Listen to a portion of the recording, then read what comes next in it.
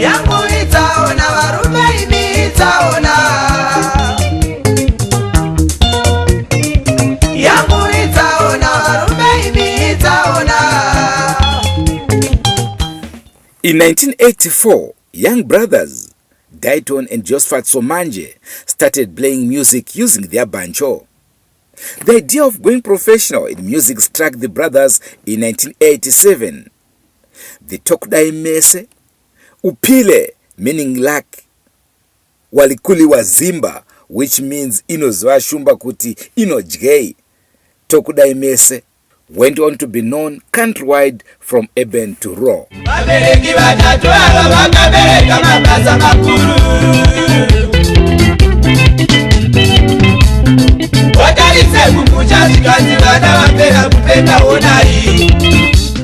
Daiton Somanje was born on the 6th of February 1964, was the leader of this musical outfit. He later died on 7 April 2015. The Somanje brothers were social commentators, and most of their music touched on love theme and also represents the poor majority of Zimbabwe, the underprivileged, the disadvantaged, their trials and tribulations. Love songs that quickly come to mind include Seiko Kuonda,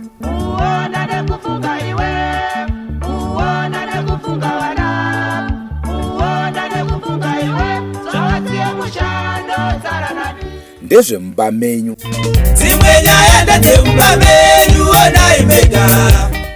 Titonganisei,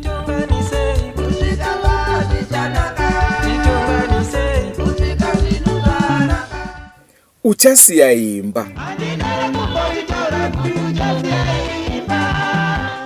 Murandakadzi,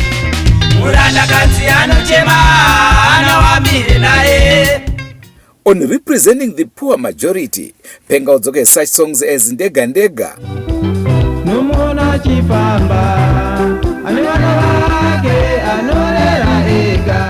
Kushaya Mari,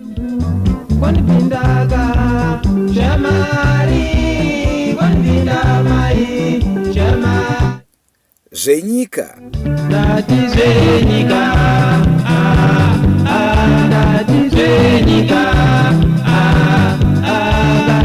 among several others. In order to find out more on the late musical artist Daiton, the Drumas Media team traveled all the way to Marondera, tracking his life history.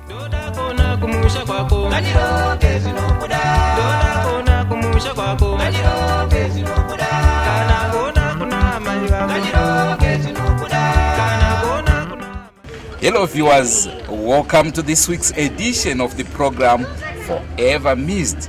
My name is Andrew Neshamba, and today we are in Marondera area of Mashonaland East Province, and we are at Daiton Somanje's homestead. We truly miss him. Let's get inside and talk to the family.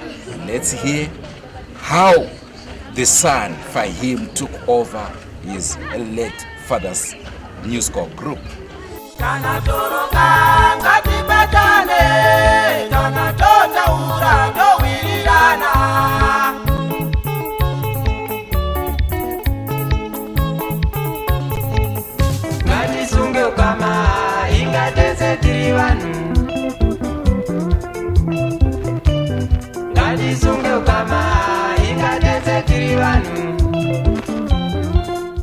Ini ndiri mukoma waDaiton Somanje, anga ari mutedzana neni, ini ndiri mukuru, uyezve ndinomufarira nenyaya yekuti kubva ari mudiki aita zvekuimba zvechiIslam zvisanganisa nezvemagitari. Kubva ipapo ndobva vakazvingowa kutanga uchitanga zvemagitari.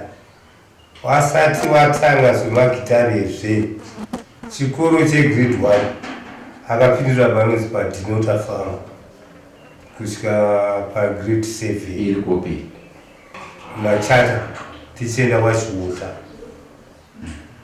neni ufuti mukoma wacho unogona kuverengerwa wepa. Saka munin'ino wangu munhu aifarira zvemutambo webhora, chaanga asingade ndechekugumbudzwa, asi ainyanya kufarira chechi yeIsrael.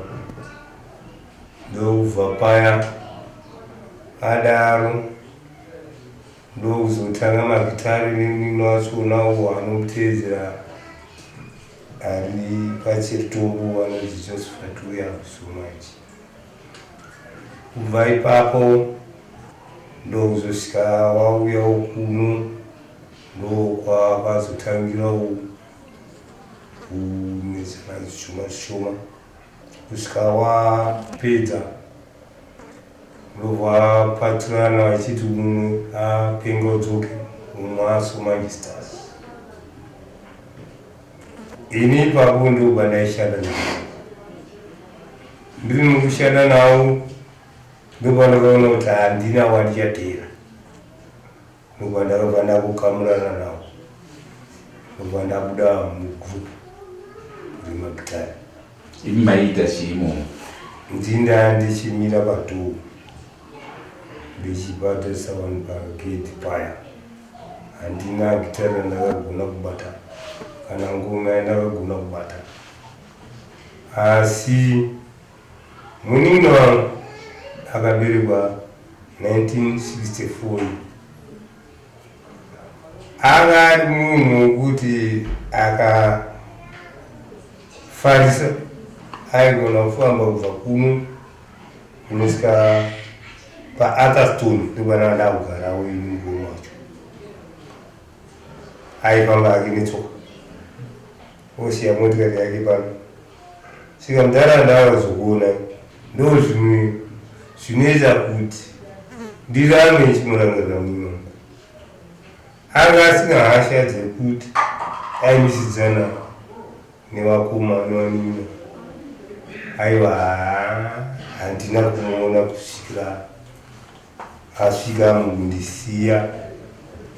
Ini ndo pandinomurangarira napo pekuti akaenda ini ndisina kubvira ndakamisana naye mumaoko kana kurwa.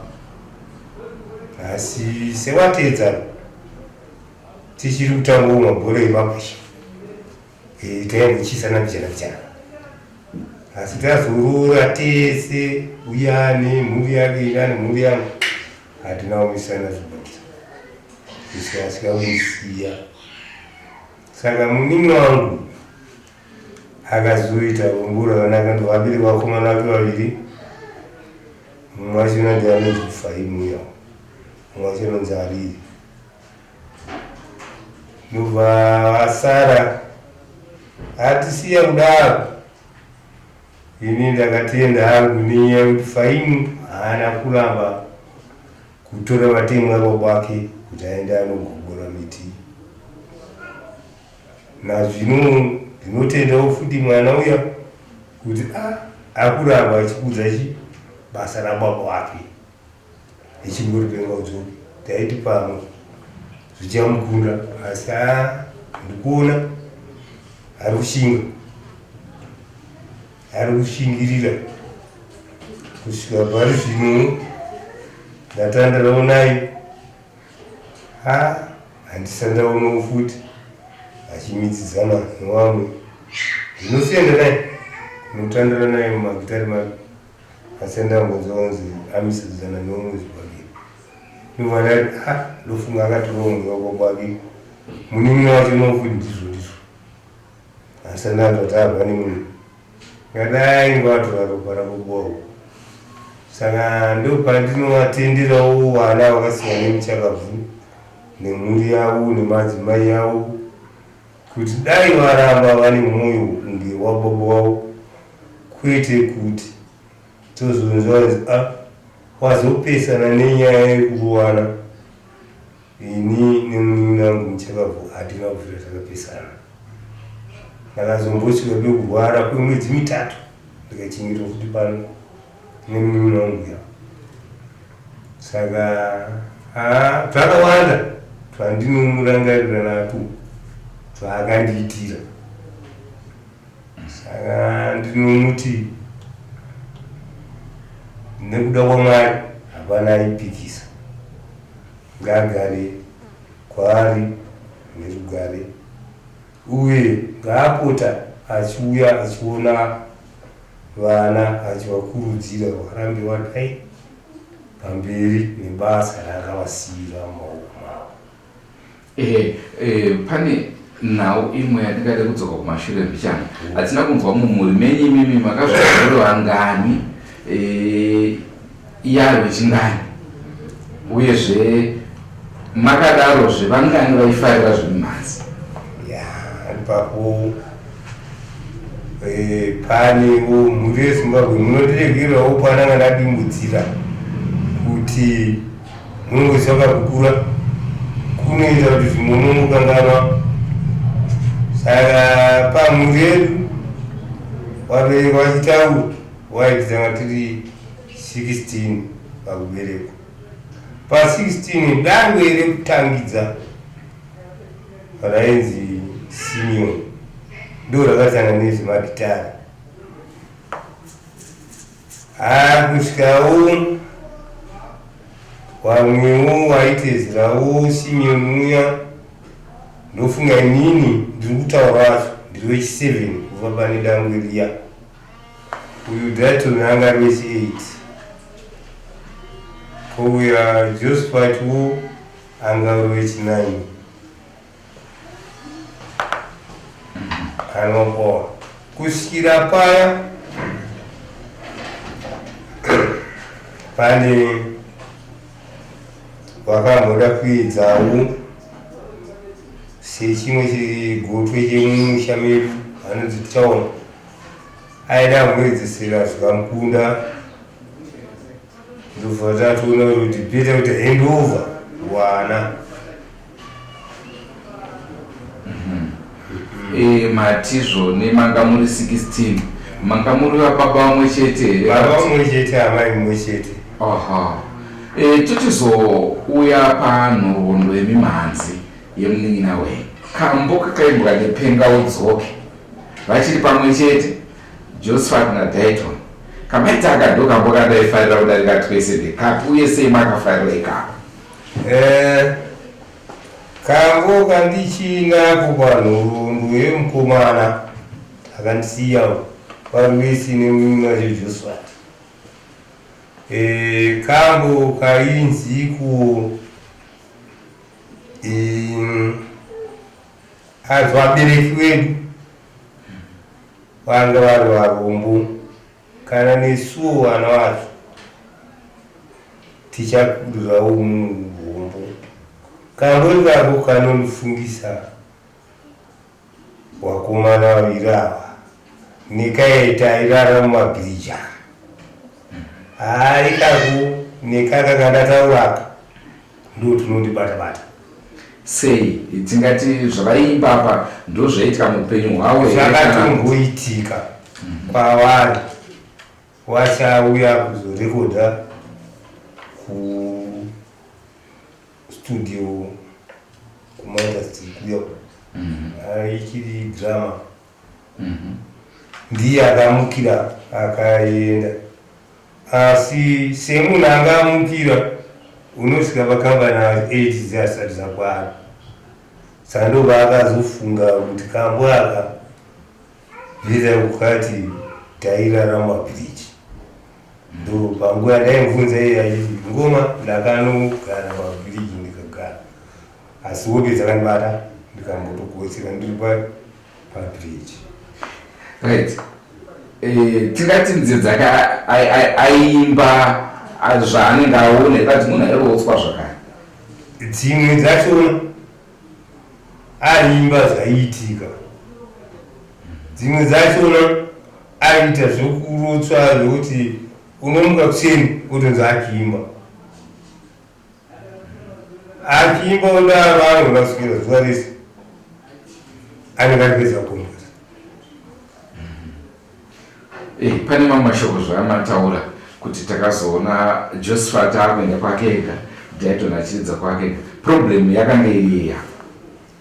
Panyaya iyi ndisisazivi kuti ini ndagara kumba kwangu uyu wanga agara kumba kwake wari vakangu netsana mukono nemunin'ina pamari iyoyo yekukambani idzodzidzi dzekumarekodinga. Saka ndakuchivabvunzisisa mumwe aiti papindirawo madzimai ekuku anga kutiwo hautongoirani namukoma wako okuno umwe aitiwo hautongono mumina wako. Ndobva ndaedza kuda kuti gadzirise tongandati ko manga mari magara pasi nemadzimai yenyu mataura kuti kambani yevarume haipinde vanhukadzi. Zvakagadzirika ndobva watongodzokerana wakutoridza futi wese, asi paita umwe anga akaoma musoro akaramba kuti inini hangu achada kudzokerana nayo. Ndiani akanapenga udzoke? Ndobva atakura mipinde, ndobva yauya, ndobva yasiyiwa pano. Saka ndiJosphat akaseka. Uyakafa becha kuti ndichadini, handichagoni kudzoka papenga udzoke. Ini ndatozomanje stars. Ndobva aramba achi amberi. Right, tiri ipapo tichiongorora Josphat arega, Daiton arega. Toenzanisa kushanda kwavaita. Uyu ane Somanje Stars, uyu ane Penga Udzoke. Sekona kwemhanzi yavakaita yaikunda here yavakaita vari pamwe chete? Hakuchina inokunda yavakaita vari pamwe chete. Kunze kwemwana wangu haakutanga ndiye angatoitawo yake hit dozi pagitare ari kuteedzerawo Penga Udzoke, asi dzari kuimbawo iye. Ndinoona mashows mandinongoenda dzinofarirwa uniwana kureva kuti ane kamusambo kake kekuimba nako, asi magitari akarereka koko kuna magitari ePenga Udzoke. Ndopanongo tochidzoka zvakare, ndofunga zvokupedzisira zvandingade kuziva. Mushakabvu akasiya mhuri yakakura sei? Mudzimai wake achiripo here kana kuti akaenda kwawo mupenyu here kana kuti akashayika? Zvakamira sei? Zvinoitika manje kumushakabvu, inini ndinoti mudzimai wekutanga achiripo, amai wemu wavhaimu wachiri wapenyu. Koshuya mwazo wakazotora ndo wakashakira panapa. Koizira mwazo wakazonge atorwa futi wari panapa achiri mupenyu akadzokera mumusha kwawo. Vabereki vatata vakabereka mabasa makuru. Totarisa kumusha uku anzi vana vapera kupenga honai. Makadini mureZimbabwe indonzi Fahim Wellington Somanje, ndidangura the late Daiton Somanje. Mumhuri medu takaberekwa tiripo 5, 3 boys 2 girls. Nini Fahim ndinokutanga, ndinozotera munin'ina wangu anonzi Ali kana kuti Edwin ndianonitera. Then kune mumwe musikana anonzi Lucia, ndewech3. Then kune mumwe anonzi Brighton kana kuti Mani, ndewech4. Then wech5 anonzi Tsitsi kana kuti Chanasi, ndomhuri yedu iyoyo takaberekwa tiripo 5. Saka mumhuri menyu vari mune zvemumhanzi vangani? Ndingangoti inini ndikuita zvomhanzi but kunenge vanganotera anomboitawo here and there but handingatari futa mumhanzi but ari mumhanzi semunhu wakaberekerwawo mumhanzi asi inini ndirifuta mumhanzi. Wakamira sei rwendo rwepenga udzoke kutora kwawakaita wechikwata kubva pachakasirwa nababa vako tingati zvakamira sei, zvakaoma here, zvakapfawa here, ukudhiraivha sei penga udzoke? Ya chinhu chakaoma kuti nekuzotambirwa kwandakaitwawo nemhuri yeZimbabwe mandofamba zvekutondishambisa kuti saka ndinozviona asi chinhu chakaoma chinonge chakaitwa usipo kana usina kunzi apa unodai zvinhu zvakangoma but ndinoda kutenda kuti Mwari vari kundiratidza nzira kuti zvakarewo ndine mapromota ari kundisimudzira kuti zvirambe zvichisumuka but runhu rwacho rwakaoma handiri kungoshingire.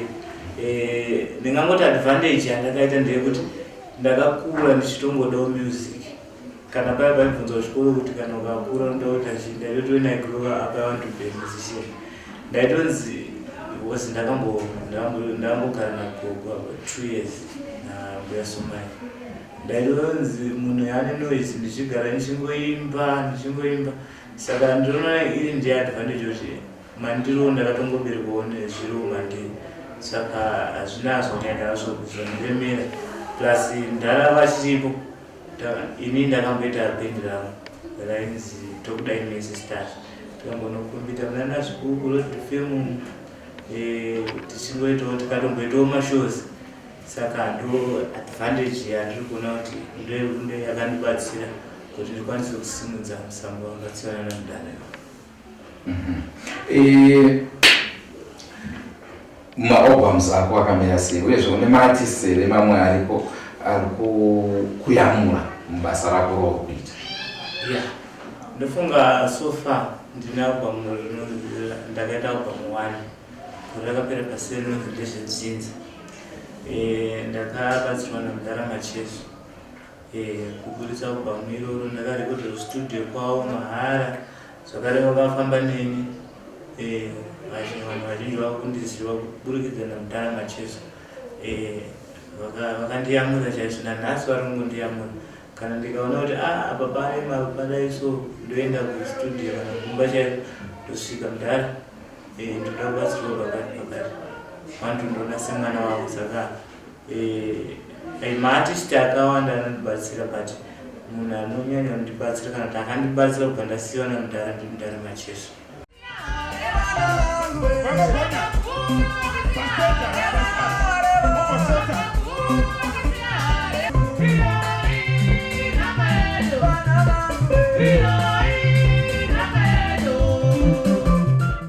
Kambo katakaona mudhara Macheso kanonzi Naka.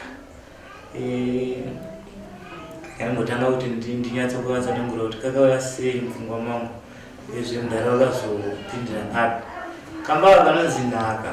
It's a true song kangu kandaitorewa exactly zvaitarwa namudhara vachiri vapenyu kuti ndikafa ndoda kuti musare muchichengetedza bhendi inhaka yenyu muri kuona kana kuti imba yamugere kuenda kuchikoro kwamuri kuenda zvekuburikidza nemagitari aya saka panguva yacho mudhara pawaitaura waigona kutotishauta kuti masiya mainstrument ari apa sei inhaka yenyu but panguva yacho daiunonge zviri kunetswa kuti mudhara anonetsa but ndakazoti manje mudhara washaya manje ndanyatsa mashoko ayabva tanga kuyafungwa mangu ndobva ndakabva ndangonyora kamboika kare then ndakaimba tine show joint show namudhara Macheso ndichingoimba mudhara Macheso wakutopindira wakasiyavareva shoko guru vakasiyavareva ndikafa visheketedze iyo ndo maitira kabvakaitata mudhara bvaruti asongi yakada kuti tinyatso ukagarira pasi. Pane urongwa here hwenew album? Urongwa hwenew album uripo ndofunga practice tatopedza nevakomana tangosara chete kuti tipinde mustudio. Tapinda mustudio tine chipimbo chekuti September rinenge rauya kuwa tingati panere chinangwa chekuti ungochirekodha zvakare memhanzi nemamwe maartists kuita macollaborations.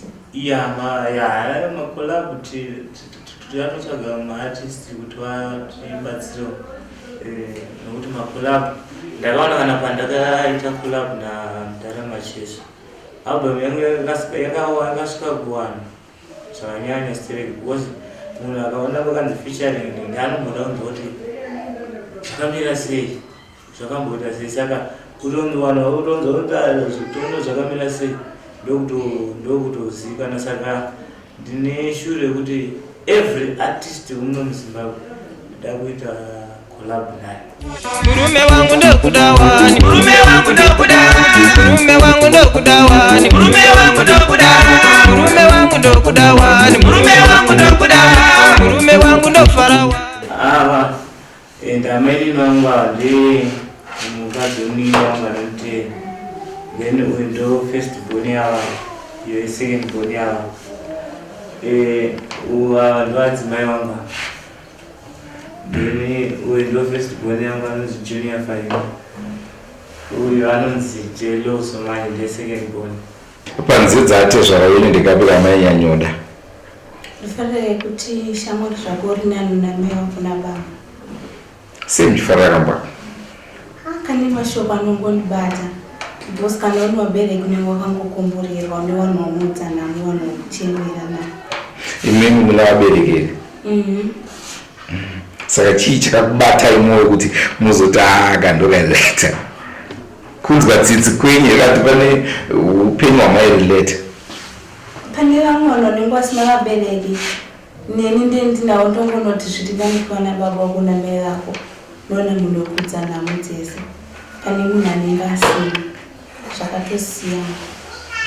Shamwari zvako uri nani una mai wako nababa vamwe zvenyu makangomborerwa mune vamunodzanamo. Shamwari zvako uri nani una mai vako nababa Shamwari zvako uri nani una mai vako nababa. Ndakatanga kurova kumapasimanje zvakambotanga ndichifunga kuti pamwe ndikurota kuti ndapinda munhu wecelebrity kuti ndasina mbobvira ndakazvitasira mupenyu pandikasvika panapa ndakagamuchiwa ndimufara tezvangu wangu ari munhu aifara chaizvo nyange waiti kana une problem yako kana ukashungurudzwa zvakaita sei ukavatauri aiwa taibatanidzwa zvekuti tese taigutsikana. maita basa rekugumburana nemurume wenyu motaura tezvaro? Nekuti wangu ari munhu akanga akasununguka wangu akati sununguka yekutaura zvese zvichemu zvezvamunazvo. Tikakanganisana toenda kuna mbuya, tikakanganisana toenda kuna tete, tikakanganisana toenda kuna mbuya. Ini nditwawo Josphat Somanje ndine last born yepanapa. Mukukura kwangu nemagariro kuchikoro kwandaienda zvaingowo zvinhu zvaindidadisa kuti vanhu vachingondinongedza vachiti uyu mwana wecelebrity zvazvingori right kwandiri ndaingonzwa kufara nazvo. Pari panya yemhanzi pamasongs aMudhara ndinofarira song yekuti ndoenda musango ndarasika. Mwanangu seiko kuonda, mwanangu seiko kuonda, zvinondinetsa baba, murume wangu baba wandinaye, zvanondiitira baba, zvinondinetsa mwana, akange ane mari acharari paumba, osiyana nenzara, ndoita seiko baba, ndokudai nese. Kuenderera mberi kwatiri kuita mhuri yeZimbabwe iye zvinezvi tichirimo mukati memarondera tiri muna Museve Street ndo mugwagwa unosvika pamba pemushakabvu Daiton. Ndine muvakidzani Dzea wifi yandanyaukarira ndekuti mwanangu seivogunda hati zvakajamba kusvika kachirikana nazvino tinongoti kaachitombonzidze izvo zvipamba chakabvongwa muvakidzani wangu. Saka maziro andinowaita ndeyekudai nemuchakabvu tati vanhu vaifambidzana zvimwe chetezvo nezvatiri kuita nemwana wemuchakabvu. Anga ari munhu aifambidzana nevakidzani wake achifarira kutaura mashoko semiyimbi, achifarira kutandara, achifarira kuita zvese. Anga ari muvakidzani wanga wakanaka zvokuti kushayiro kawo tasirwa wenu. Mr. Daiton was a star. Muno Marondra, he was one of the biggest artists. And akagruma wakawanda and aka-influence wapfana wakawanda. Those wako mazuano kwani mapopopo, but still aiwa big up. One love and rest in peace. Kambo kamuchiri kurangarira kake ndekapi? Obvious tsaonaka. Nakati ndichifamba zvikanzi bebongo akusina.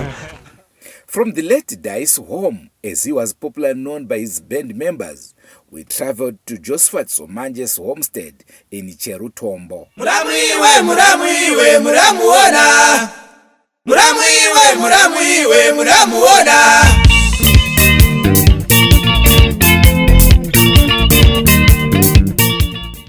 Zvino tasvika pamba pemimbi Josphat Somanje, uyo akanga aripo pakatangwa kana toti ndiwo vakatanga chikwata chepenga udzoke. Takuda kuti tichinzwa kubva kwaari kuti chikwata ichi chakatangwa rini, zvaita sei nani.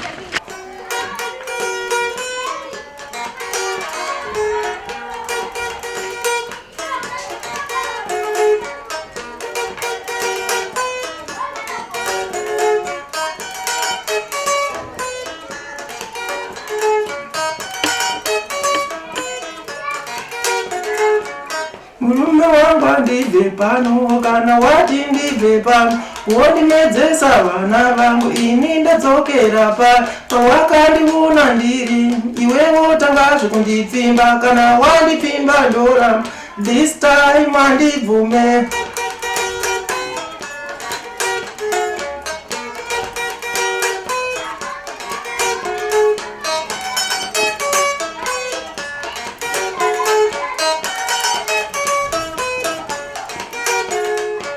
Kutaura unowanza, kutaura unowanza, kutuka nakwandakabva, kutuka nakwandakabva, kundishora kushamwari, kundishora kushamwari. Murume wangu wazonyanya, this time ahulume.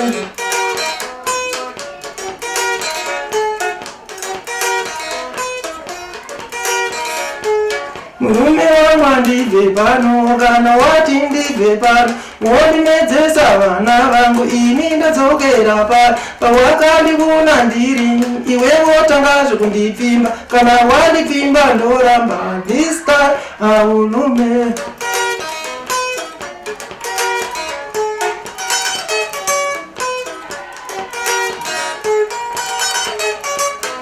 Penga udzoke tinotondera kuti ibhendi rakakotangwa sehwana hudiki kuma 1983 kusvika 86 tairidza magaba.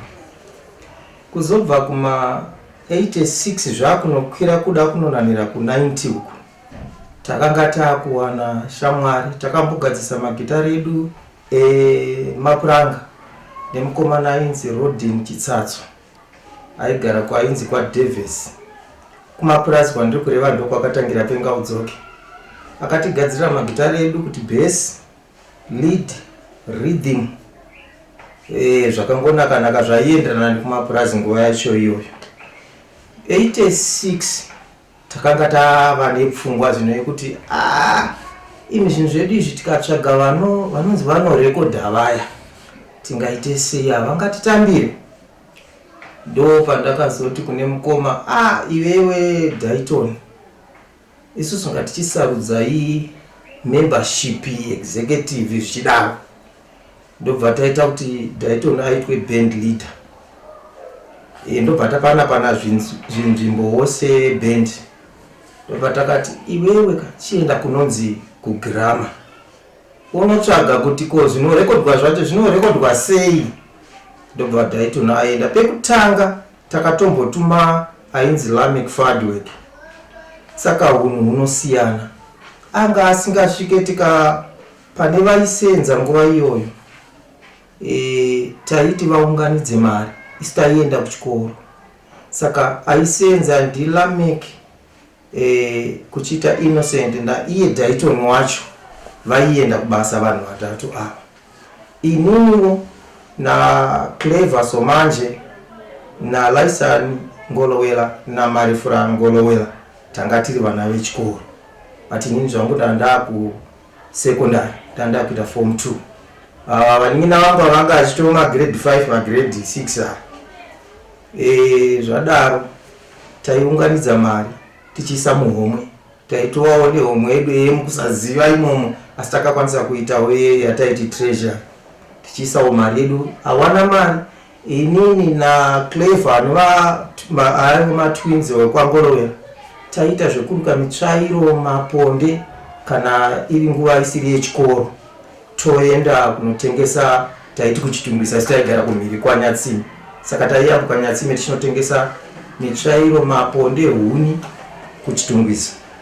Saka taiti tikawana mari yedu taiisa muhomwe. Asi ava vaisenza vakatambira vaisa mari yavo muhomwe iyoyo, asi vaisa mari yakati since vaienda kubasa. Saka 1986 topatakatanga kunotsvaga zvana girama iyo kwainzi kuSouthampton.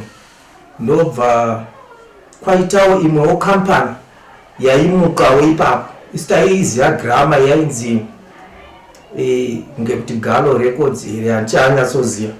Asi tasvikapo kwakuine kampaniwo yaitsvaga vanhu yaitotanga yainzi RTP, zvaireva kuti Record and Tape Promotion. Saka ndobva vasangana na Daiton, ndobva vamutambira Daiton. Ndo vakazouya kumaplazi vakati muchakabvu Rema Kamadze, tongoti muchakabvu Oliver Mutugudzi, muchakabvu zvakare Deans Patrick Mutumu nemunhukadzi anga ari pandanyatsotondera. Ndo vakauya kuzotitsvaga kumaplazi. Toti ndo vakati discover kuti kune kabhendi kumaplazi kwainzi kudunota farm ko tichienda kwaChihota yanga area yeBeatrice iyoyo. Saka vauya anga achitarisa maitiro emagitare edu ndi Oliver Mutugudzi. Saka Oliver Mutugudzi patakaridza kambo kedu isusu akati aiwa zvinorekodheka but vana ava hazvigone kuti vabve pano vachinorekodha havazivi kuridza magitare egetsi apa. Vanoda kupuhwa nguva vabate magitare egetsi vapractice. Kwanga kuri kuma 1986-87. Saka ndobva tapuhwa mukana, ndobva taenda kuSouthampton kwacho iko kwakuine room yainzi practice room. Ndobva tapractice kwekanguva katakapuhwa. Tadaro ndobva tatanga kurekodha first single 1987 yainzi chinhu chevaridzi, yanga ine kuseri kwechirudzi kwainzi vanhu vadanda wini. Ndobva tarekodha gore rimwe chete iro ushungu uya. Ndobva tarekodha futi yainzi tezvarare vaipfuma, yanga ine kuseri kwainzi politics enanga yadunia. Ndofunga kuti tichingonoti pindei muna 88 bva tarekodha futi single yainzi Emma, yanga ine kuseri kwainzi dzidza chikoro. Ndobva tamasingle matatu. 89 ndobva tazoita album yainzi kwatakabva kure nena. Ndobva takatangira zvemaalbum ipapo. Ndobva tatosiya zvemasingle kare kwanga kuine zvakaita zvimaplate zvitemaso zvaiiswa mazita pakati. Ndo zvataishandisa ndo zvainzi zvimarecords nayo. Ndo zvataishandisa nguva iyo. Saka 89 chinopinda mu90 ndobva takaita album yekutanga yainzi kwatakabva kure nena. Hatina kumira zvedu 89-90 yacho mbatata yainzi Muchandipei ndo yakaita album yechipiri. Muna 91 tichibva taita yainzi Penga Udzoke Zvakare. 91 iyi kwakava nekuronga-ronga mupenga udzoke. Ndobva taiuya kuzoridza kunoku kumarondera. Tichidzokera kuchitungwisa, taigara kuchitungwisa kuunit N. Saka tauya kunoku, Daiton naInnocent vane vanhu vavakasangana navo kunoku vanga vaine utungamiri. Vakati aiwa mukauya kunoku tinokutsvagirai nzvimbo mogara moitawo bhendere muno mumarondera. Ndo mawirira takaita kumarondera 1991. Tichisvika muno 91 iyoyo kwakabuda penga udzoke zvakare. 92 tibva tapurakitiza seiko kuonda. Kureva kuti takati inini Josphat Somanje, Daiton Somanje, Clever Somanje, Lysan Ngorovela, Marefura Ngorovela, Lamek Fardwork, Innocent Nyawan. Tina Rofete anga achipindawo ndiye watakatorawo isaiwo 7 patakatanga band. Saka tiri 7 kudaro pakazouya Tinarwo ainzi Tinarwo Fete, uyo aiwo muzukuru mwana wasisi. Ndobva tabatsirana kuridza seiko kuonda. Nyangwe kwatakabva kure nenhamo yakaita hit. Seiko kuonda yakaita hit kupfuuridza kwatakabva kure nenhamo. Saka ndokukura kwataita tichifamba takadaro. Apo neapo takazoti taita seiko kuonda. Ndobva taita yainzi ndega ndega. Tabva kuna ndega ndega ndobva taita ndofunga takazoita titonganisei. Taita titonganisei ndobva taita mandivavarira. Taita mandivavarira ndobva kwauya ndofunga ndobva takaita zvibate pamhaka. Ndobva taita futi kuma 1997 ndobva taita zvibate pamhaka. Takaita 98 takaita 96 97 ndobva yaita record of the year. Ndobva takutozikanwa asi hatina kumira. Takazoita futi yainzi yanga inana arindine, yanga inana ndinomuda chete. Ndofunga album yacho yainzi ndinomuda chete. Taita iyoyo. Pakazoita imwe yatakaita ananasa kunatsa sakubayiwa. Ndobva tazongoti mukatimo bataita iyo yainzi yazobuda vanatsaona iyo. Zita rayo yainzi ndakanganwa zita rayo yangu asi ndo inanatsaona. Taita iyoyo kuma 98 99 takutonanira mu 2000. Pakaita kutaura. Pakaita kutaura kuti zvakadai inini kwandiri zvino hazvindisununguri asi pakaita kutaura. Pakava nekupomerana, waba mari, wazotenga motikari, wazoendera mumwe kuuroi. Ndikati zveuroi iwe keke. Ndobva ndatora mukoma wangu ndikati Daiton, patasvika peuroi apa inini ukazodonha pastage tinokuita sei?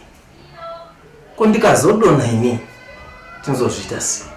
Zvatakupomerana uroi kudai zvakutonetsa. Dai iri mari taiweka kuti apa wakatora $2 ini ndikatora $3. Saka une chikwete changu $1. Ko uroi tunoita sei? Kuti uprove kuti nina handina chandikubata unopurva nei? Indina chotea kaiwa mwechete. Indina chotea kaiwa mwechete. Kutsawirira nandota tipezane. Kutsawirira nandota. Ndobva taona kuti pakaoma. Takanga tiine mashow zvinoita vanotitevera ava kana kuti mapromoters vanotarisa bhendi rinenge chikwira. Vaititeera tanga tiine mashow ari so much advanced. Saka takati tiine show kumasvingo. Tanga tiine show namacheso Bulawayo. Tichibva kuBulawayo tanga tiine show kuGlendale. kuGlendale ndinongoziva kuti waiyo musi wa22 December. Ndakamuudza mukoma ndikati Daiton, tikapedza show ishi ini ndakuregedza zvangu ndokuti hapana chandinogona kukupuruvhira kuti handisi kuda kuti ufe. Ndokuregera ndakaregera ndakapedzisa show yekupenga udzoke kuGlendale kunonzi kuTsunguvi Hall. Ndopatakabva taparadzana nepenga udzoke.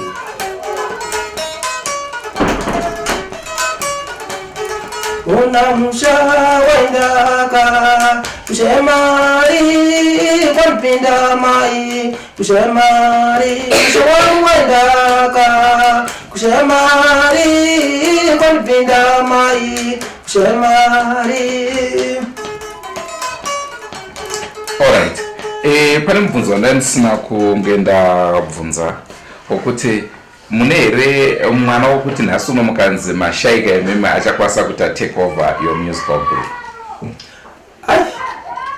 Mubvunzo iwowo handigoni kuumira nokuti zvaakundipa kuti nditaure zvinhu zvakandiomera kubva pandakatanga kuziva zvemagitare izvi. Ndichitanga kuita zvemagitare ndakaita my first marriage. It was good, super and whatever, but hazvina kundifambira mushe panyaya yemhuri.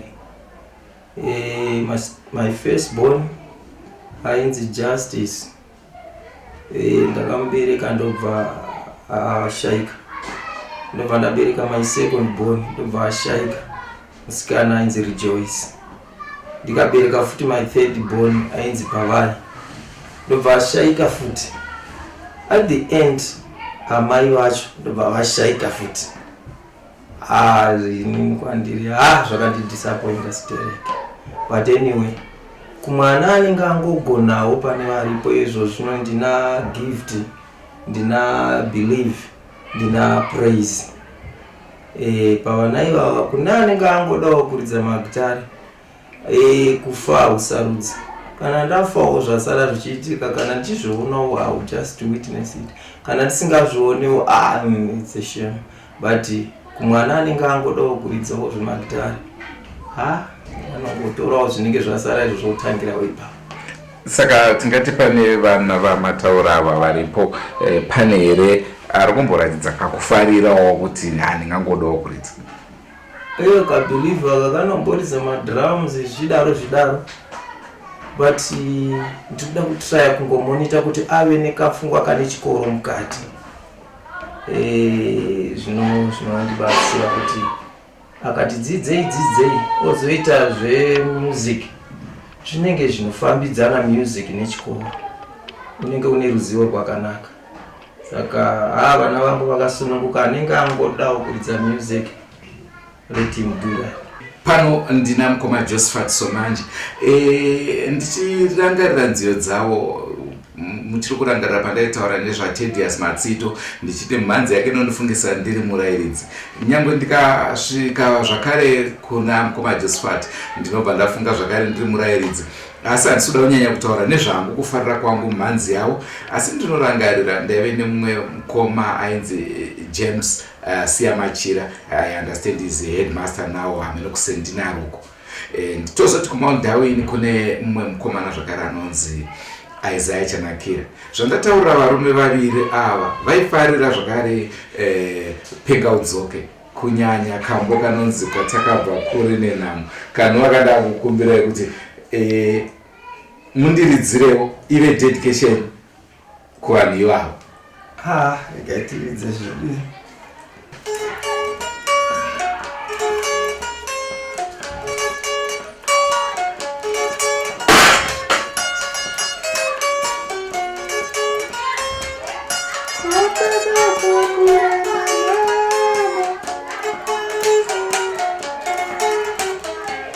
Kwatakabva kure nenhamo, kwatakabva kure nenhamo yoyi.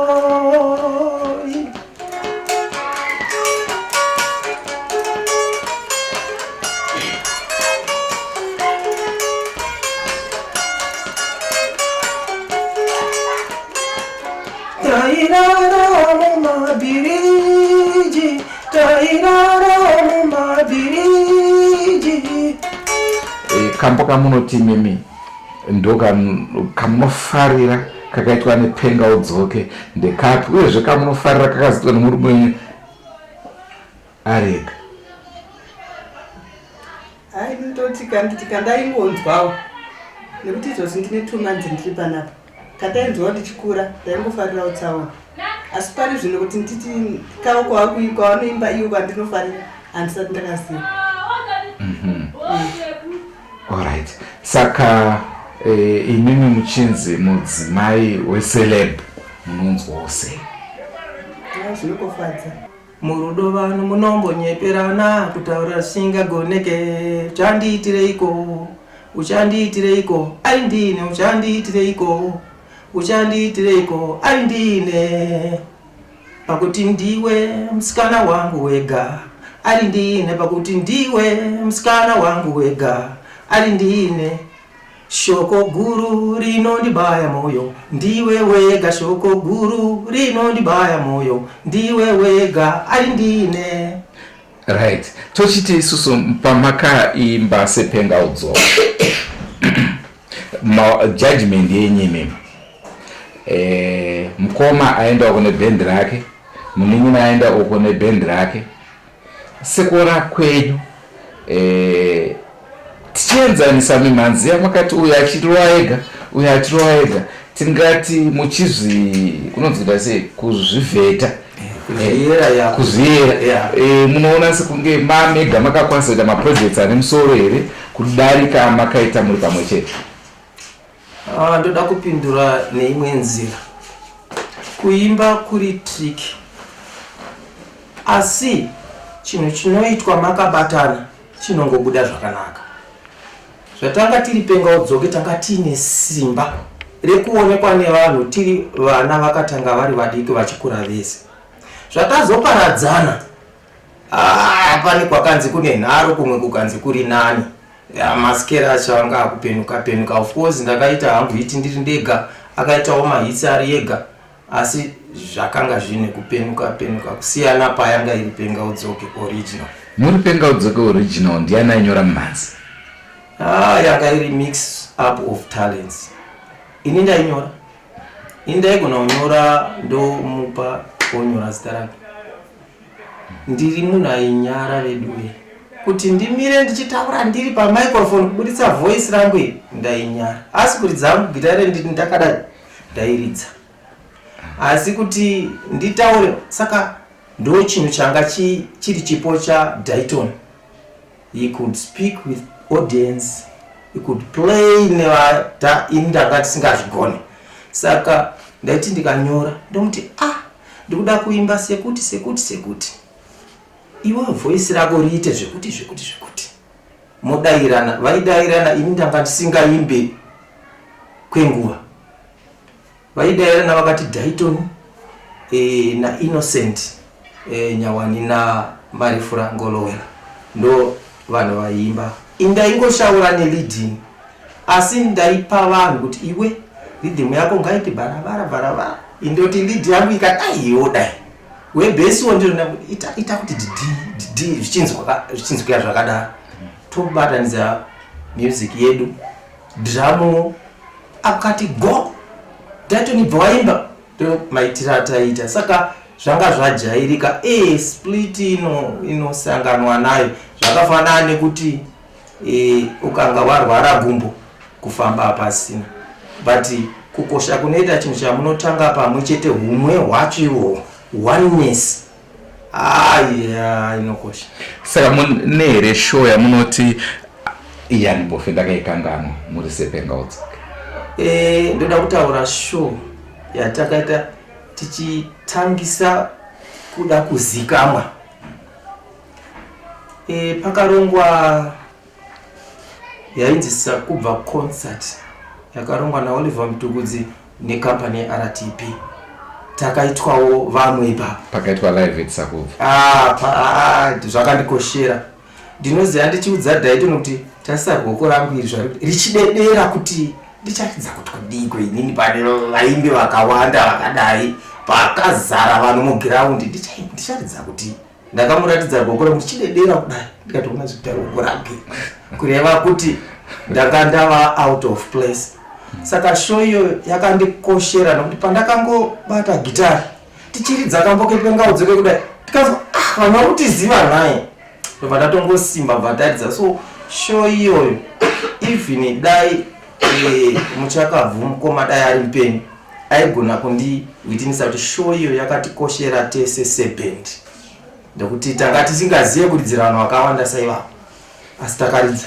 Ko muhistory yepenga udzoke kamboka munoti aka I think that was our best song tiri pamwe chete ndekake. Tsaona ina kuzowana yakaikunda. Tsaona yakaita yakakombita kairi makore mairi aina kuwana padzese dzatakaita isusu aina kuwana yakaipikwidza ndokuti yakaunza mari zvakanaka ende yakatipa zita asi ndo yakaita shura breakdown.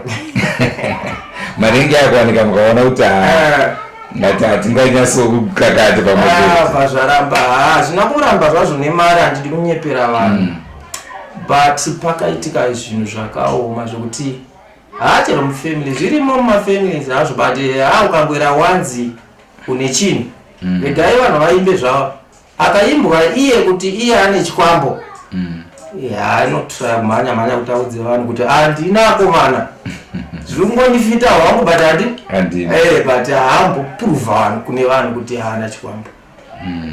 Ndo dambudziko riripo reuro irori. Ndafara zvikuru pandasvika kumba kwaFahimu ndasvika achiridza song yenyu.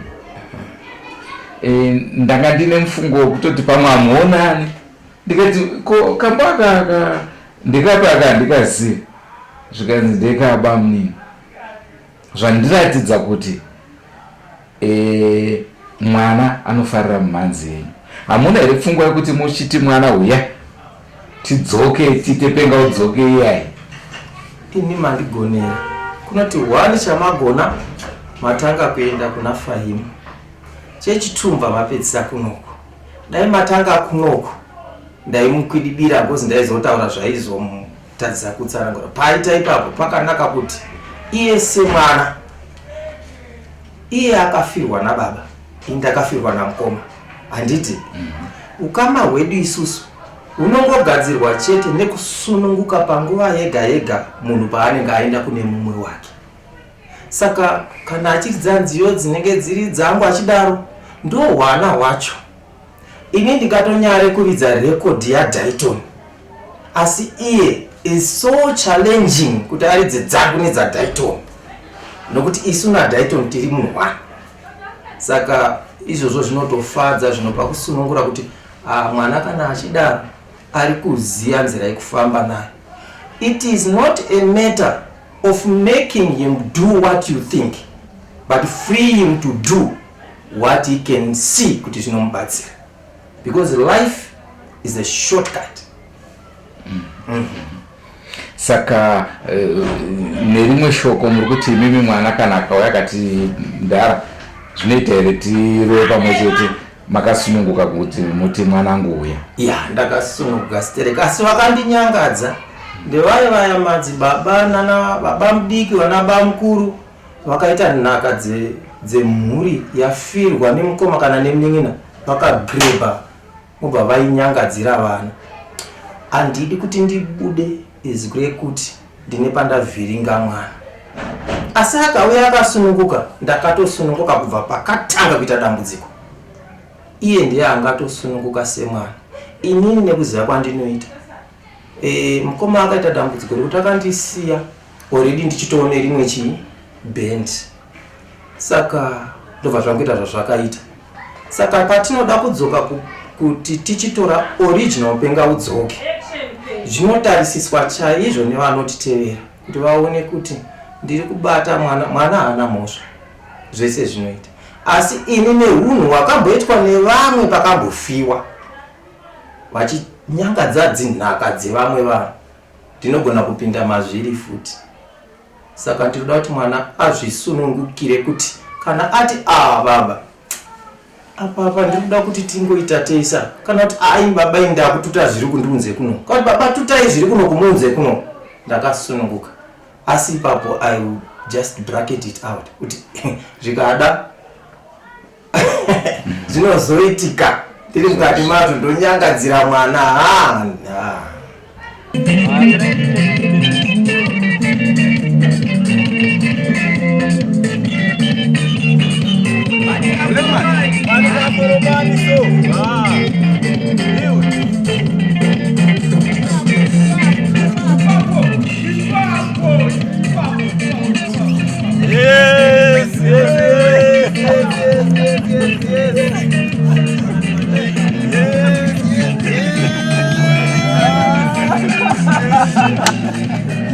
Zimbabwe, we are still in the program Forever Missed.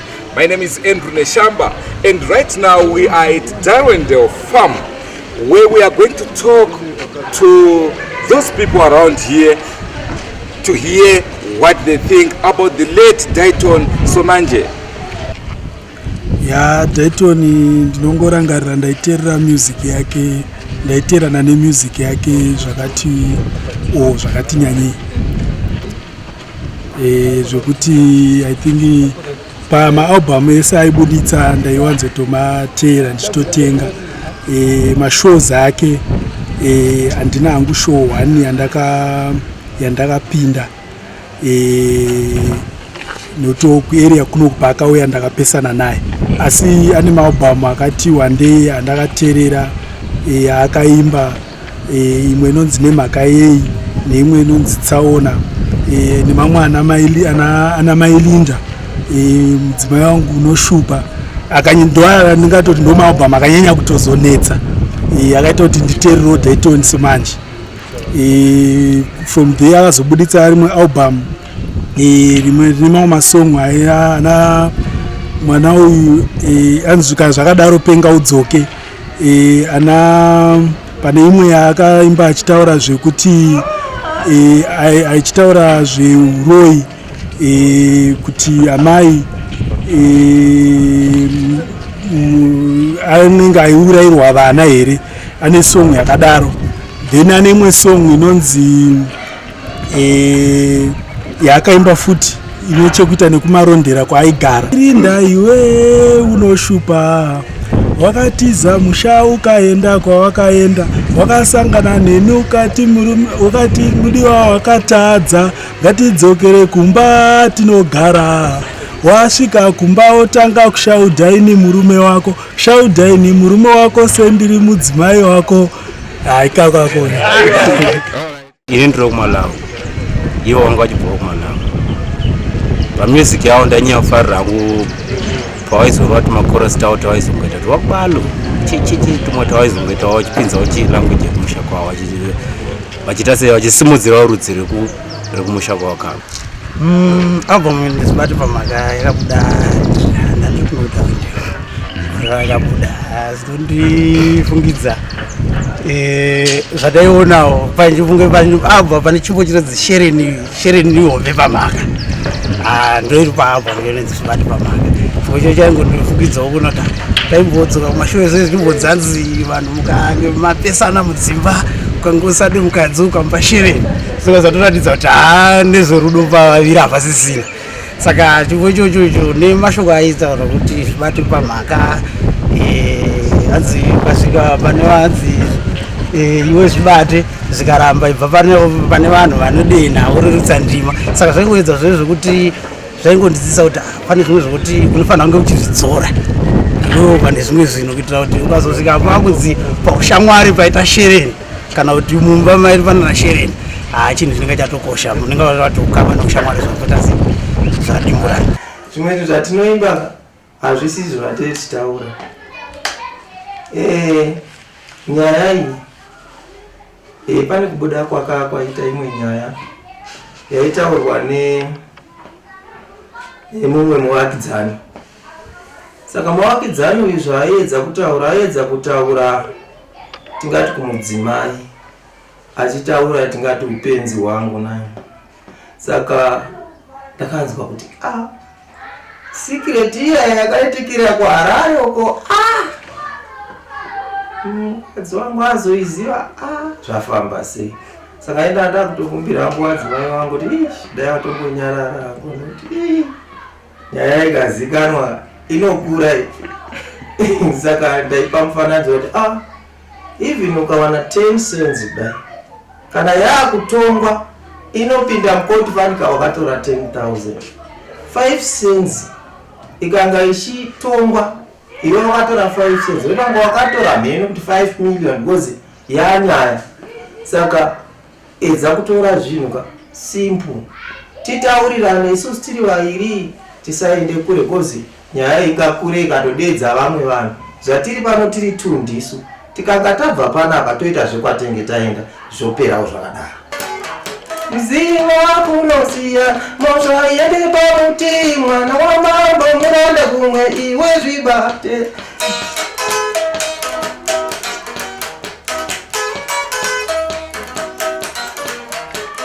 Usamezenze nekuonererwa uchiparamaka.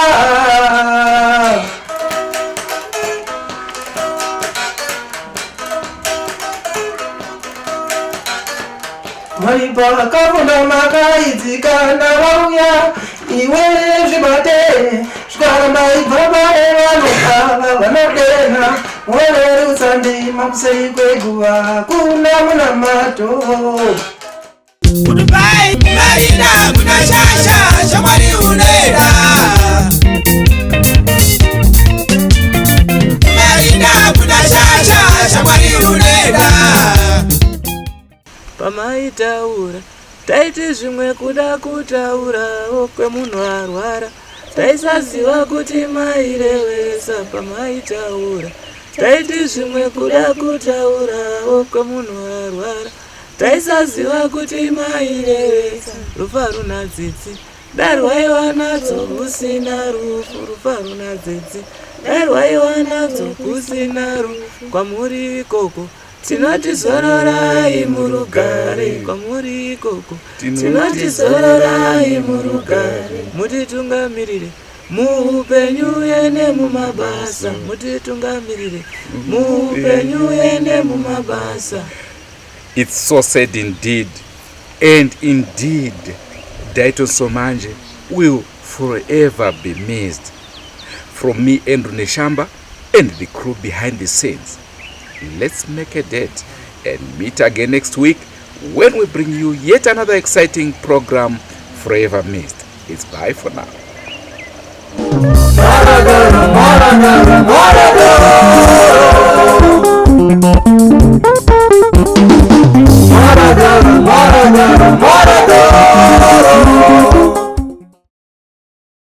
Mass Media, taking you to another level.